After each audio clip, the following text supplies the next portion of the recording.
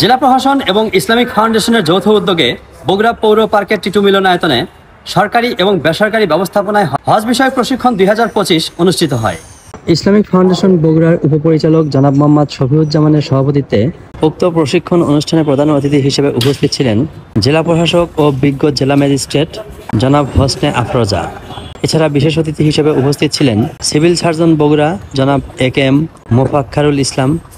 অনেক সময় আমরা শুনি যে যারা হজে গেছেন তিনি হয়তো এই দেশে উচ্চ পদস্থ কোনো কর্মকর্তা অথবা সমাজের অনেক গণ্যমান্য ব্যক্তি, কিন্তু হজ করতে যে শয়তানের ওয়াসওয়াসা, সে একটা প্রতিযোগিতা শুরু হয়ে যায়, রুল নিয়ে, গাড়িতে উঠা নিয়ে, এগুলো নিয়ে প্রতিযোগিতা শুরু হয়ে যায়। তো এই জন্য আপনারা আগেই শয়তানের ওয়াসওয়াসা থেকে রক্ষা পাওয়ার জন্য সতর্ক থাকবেন, শয়তান যেন আপনাদেরকে ধোঁকা দিতে না পারে। আর এই ভ্রমণের জন্য আপনি এখন থেকে একটা তালিকা করবেন, আপনার জরুরি যেই জিনিসগুলো প্রয়োজন হয় যে ওখানে যায় কিনবেন, এই ধরনের চিন্তা করবেন। অনেক সময় কেনার আপনি সুযোগ পাবেন না, এই জন্য যেগুলো নিত্য নতুন আপনার প্রয়োজন সেইগুলো আপনি তালিকা করে এখন থেকেই সংরক্ষণ করবেন। কিছু শুকনা খাবারের কথা তো ওনারাও বলবেন, আপনারাও নেবেন। আর আমাদের মা বোনেরা আছেন, সুগন্ধি কোনো কিছুই ব্যবহার করবেন না। আপনার তো পারফিউম ব্যবহার করতে এমনি নিষিদ্ধ, কিন্তু পারফিউম ছাড়াই আমাদের নিত্য নতুন ব্যবহার্য সামগ্রী কিছু থাকে যেগুলোর একটু ঘ্রাণটা খুব ভালো, ওইগুলো আমরা ঘ্রাণওয়ালা কোনো জিনিস ব্যবহার করব না হজ করতে যেয়ে। আর অনেকেই যেটা করেন, রাস্তা পারাপারের সময় মনে করেন যে রাস্তাটা ফাঁকা আছে, দৌড়তে পার হতে পারেন, কিন্তু সেখানে একটা আবার বিপত্তি দেখা দেয় যে রাস্তার স্পিড যেহেতু বেশি থাকে গাড়ির, বোঝাও যায় না গাড়ি আসতেছে, এই জন্য ওখানে দুর্ঘটনার শিকার হতে হয় অনেকে। এই জন্য রাস্তা পারাপারের সময় একটু সাবধান থাকবেন। আর ওই সেলফি তোলার চিন্তা করবেন না কখনো। সেলফি আপনাদেরকে আসলে শয়তানে করা। সেলফি হজ করতে যায় অনেকে সেলফি তুলে ফেসবুকে দেয় বা পরিবারের লোকজনের কাছে দিচ্ছে, অনেকে ইমোতে কথা বলে দেখাচ্ছে।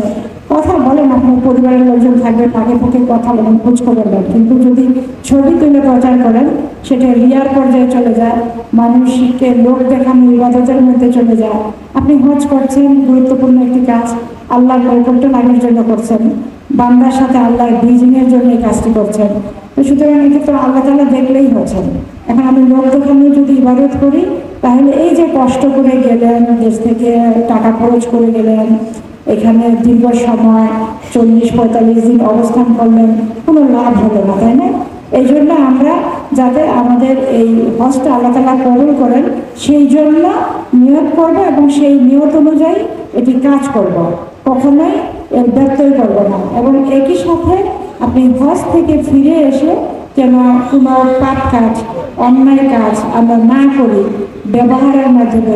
অনেক সময় দেখা যায় যে আপনি নামাজ, রোজা, দান খারাপ সব করতেছেন, কিন্তু ব্যবহারটা অন্যের সাথে আবার আমরা ভালোভাবে করতে পারতেছি না।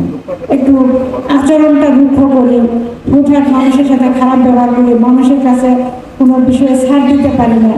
আমরা কি অন্য মুসলমান ভাইয়ের সাথে ব্যবহারের জন্য কিছু পাওয়ার জন্য ধৈর্য ধারণ করতে পারি না?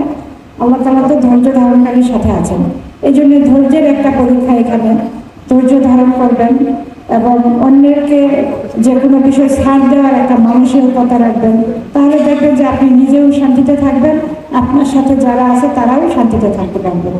আমাদের বগুড়া জেলা প্রশাসন ও ইসলামিক ফাউন্ডেশনের পক্ষ থেকে সরকারি ও বেসরকারি ব্যবস্থাপনায় 2025 হজ যাত্রীদের হজ প্রশিক্ষণের ব্যবস্থা করা হয়েছিল।